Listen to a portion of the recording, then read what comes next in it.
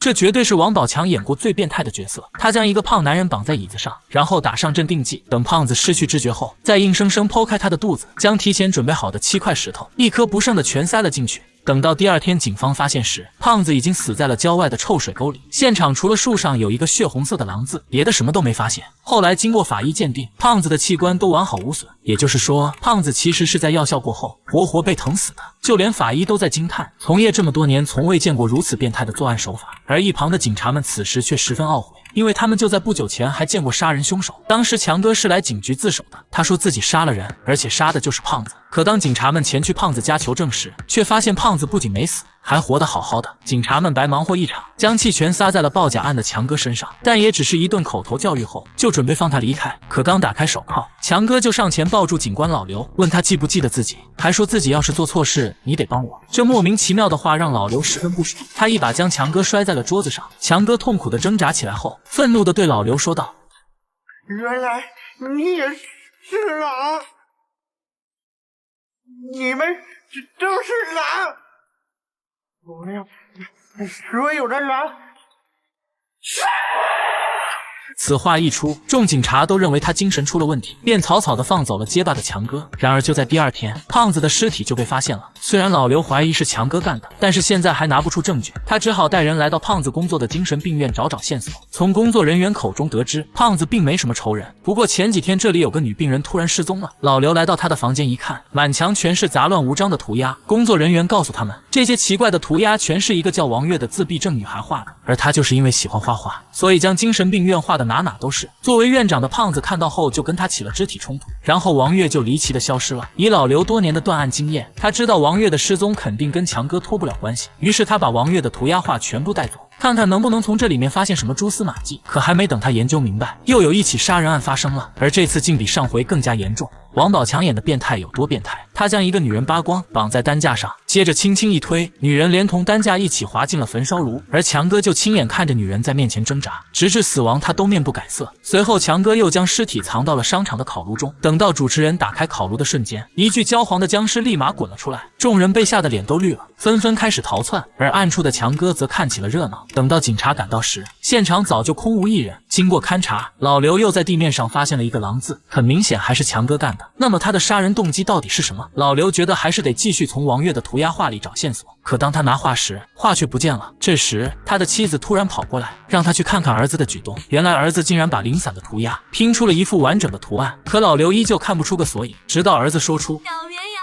杀狼。没错，正是小绵羊杀狼的童话故事，怪不得每次现场都有狼字出现。老刘赶紧将其余的画全部拼好，最后得出了4个完整的图案，分别是小绵羊杀狼、红鞋子、白雪公主，还有灰姑娘。老刘终于明白，每一个故事就代表着一种杀人手法。他赶紧将这些拿到警局。一名女警看到后，突然从画中的一部分联想到一个标志，那是一所孤儿院的院徽。老刘他们立马赶了过来，从工作人员口中得知，强哥和王月以前果然是这里的人，但他们的童年十分悲惨，因为强哥患有皮肤病，而王月神经上又有问题，所以在当时其他小孩都欺负他们，甚至管理人员也虐待他们。于是2个苦命相连的人只能依偎在一起互相取暖。他们唯一的爱好就是喜欢看童话故事，但后来实在是受不了孤儿院的折磨，强哥就带着王月逃了出去。2人就这样靠着捡破烂慢慢长大成人，但仇恨的种子早已在强哥心中发芽，于是他就模仿童话里的杀人方式，将之前欺负他的胖子还有那个被烧成僵尸的女人杀害。而除了这2人，孤儿院里还有2个管理员也虐待过他们。老刘觉得他俩应该是强哥的下一个目标，他立马组织警力决定去保护他们。然而行动还没开始，就接到了有人被害的消息，看来强哥提前了他们一步。死者果然是第3名管理员，他被做成人偶吊在了机器上，脚上还穿着红色高跟鞋，刚好对应了红鞋子的故事。现在就剩下1名管理人员，当务之急就是赶紧采取保护措施。然而当老刘找到对方，告诉他一切后，他却表现得极其高傲，还说自己现在是律师，根本就不想跟警方有任何来往，也用不着你们保护。接着就将老刘撵了出去。这下老刘也没办法，只能默默地在楼下守着。可就是抽根烟的功夫，楼的玻璃上就出现了狼字。当他们急匆匆地赶过去后，女人已经没了呼吸，身体还热乎着呢，而女人就是死于灰姑娘的方式。这下4个故事凑齐了。本以为强哥的报复结束了，但当几名警员开车回警局，在等红灯时，突然闻到车里有异味，还没等他们反应过来，就晕了过去。而另一边，老刘刚到家，就惊恐地发现自己家里也出现了狼字，并且妻儿都不见了。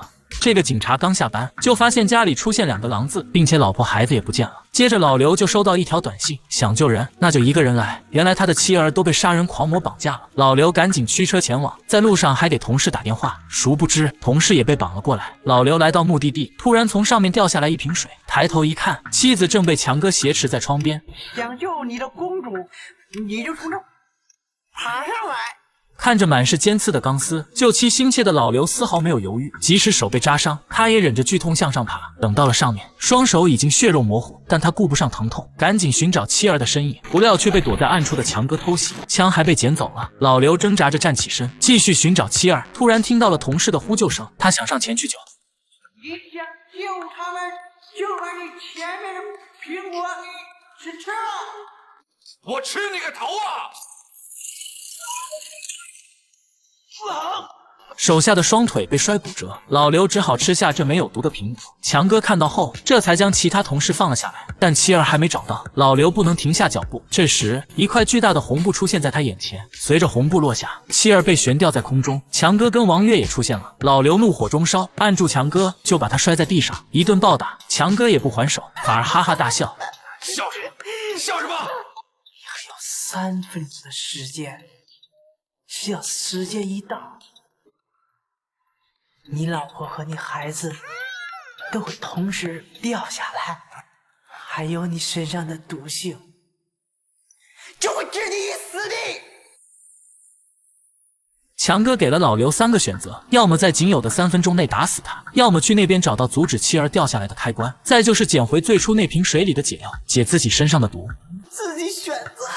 王月按下了遥控器，计时现在开始。老刘看着眼前的疯子，没有任何犹豫，起身来到杂物堆里找开关，终于在最后一刻救下了妻儿，但他体内的毒性并没因此发作。这时，强哥面露微笑，再一次问老刘：“你真的不认识我了吗？”陷入疑惑的老刘终于想起多年前他曾帮助过一对小孩，给了他们100块钱，而那对小孩就是刚从孤儿院里逃出来的强哥跟王月。所以说，强哥杀人是为了复仇没错，但他绑架老刘的妻儿以及同事，则是为了报恩，因为他要让老刘成为英雄，这样老刘就可以完成自己的升职梦想。这也是强哥2人临死前能为这个唯一帮助过他们的男人做的最后一点事情。接着，强哥点燃了提前准备好的汽油，然后拉起王月的手，让烈火将他们的罪恶和生命一并带走。现在我们俩要走了，一起去完成这段童话，这就是童话故事里的大结局。